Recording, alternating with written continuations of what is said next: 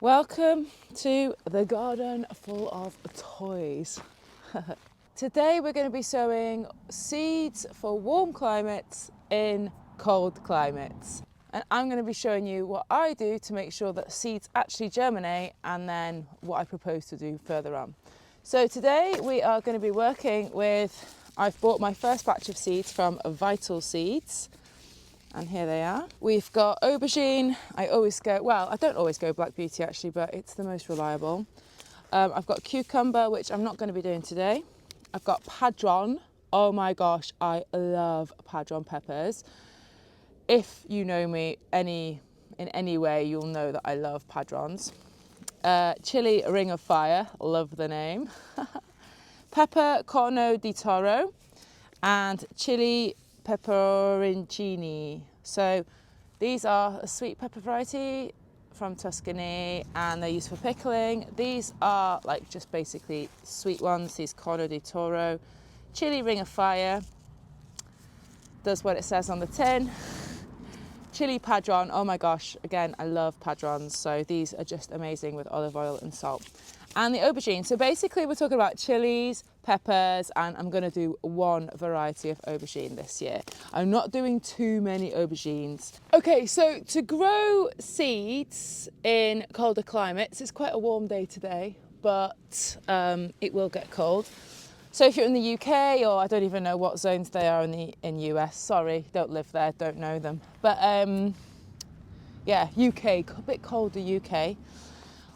What I do is I do them in a propagator. So a propagator is one of these. I've had this for years, which is why it's got like broken corners. I've just cleaned it, and the reason why I've cleaned it is to prevent disease. Also, it's going to be in my partner's study near his windowsill, so I don't want him to be complaining to me about my propagator. So that's what I'm going to be using. I'm also going to be using very, very small vessels like this. And the reason is because when they're small, you fit more in the propagator. So I'll be able to do more seeds after today, if you know what I mean. So first things first is using the potting soil. So I've explained that I use a naturally sourced peat potting material for my soils, and this one is a seed starting one. Now the difference between seed starting ones and normal multi-purpose, there was a few differences. The main one is the lack of nutrients. So seeds don't need much nutrients to be able to germinate. They just need certain conditions, and one of those, I believe, is nice aerated soil, which these seed solutions do. Some people put vermiculite on top, and I mean, I'm sure it works. I've never bothered. But for me, I'm just going to use this seed starting soil.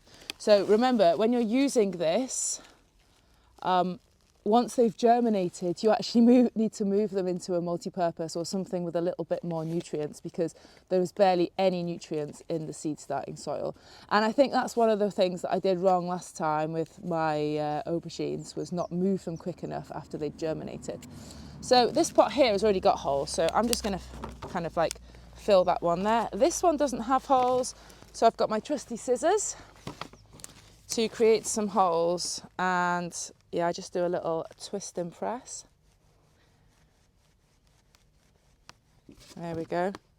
You need to make sure that there's enough drainage. Although you shouldn't really be drenching your seeds at this stage, especially if you're watering them in the propagator.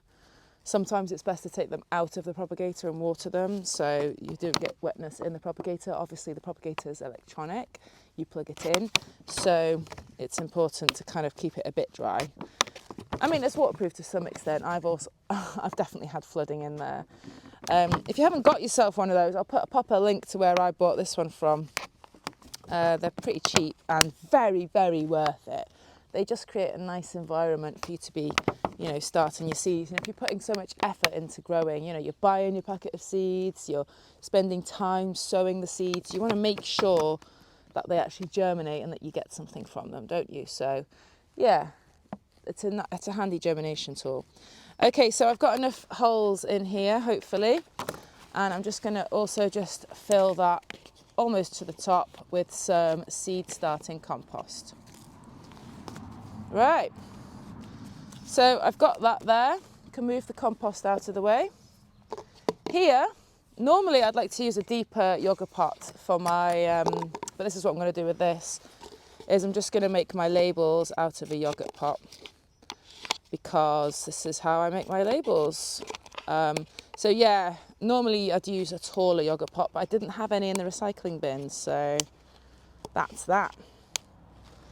And I do also use a Sharpie type pen to kind of write on them. But at the moment, I've actually realised, if I've been following this Facebook group, you can actually get winter pens where they don't wipe off. These I've had no trouble, but these aren't in the rain and the elements all the time. So you're fine with a Sharpie for just standard seed labelling. But yeah, you can get those winter type pens, which again, I'll put a link in the description if you're interested. So yeah, I'm just going to cut away over here.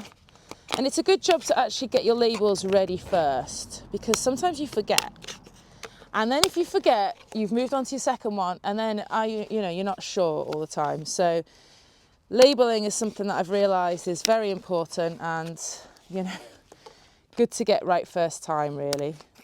Especially if you're doing things like seed saving, or if you want to prioritise things over other things. Say you've only got a certain amount of space for something. So that's that. Now you can see here that I've got two pots. The reason is my best mate who sent me a load of seeds, I'm actually going to be starting on my January, on my seed calendar here, plantable calendar 2025. And this is January. Now, I think as I finish January, I'm going to be putting it in there, but I haven't actually got it up at the moment, so I'm just going to do it now. I'm just going to pull January off, so I'm ready for February. And it says lettuce seeds.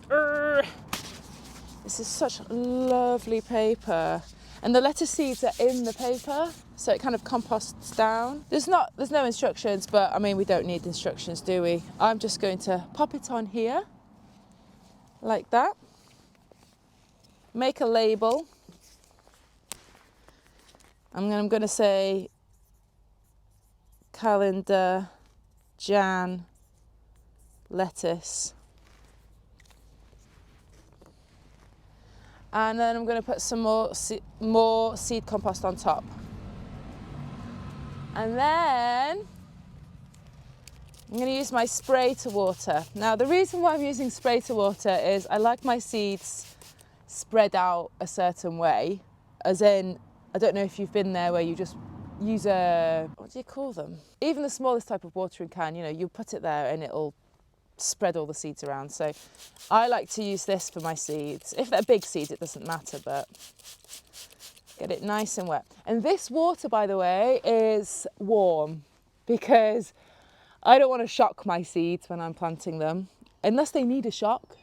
Bulbs like garlic, or maybe some of the flowers, they need a good shock, don't they? Brassicas, they need a good shock. So, but with my warm loving plants, lettuce probably doesn't need this, but with my warm loving plants, I want to make sure that I'm not shocking it, so warming the water up in advance.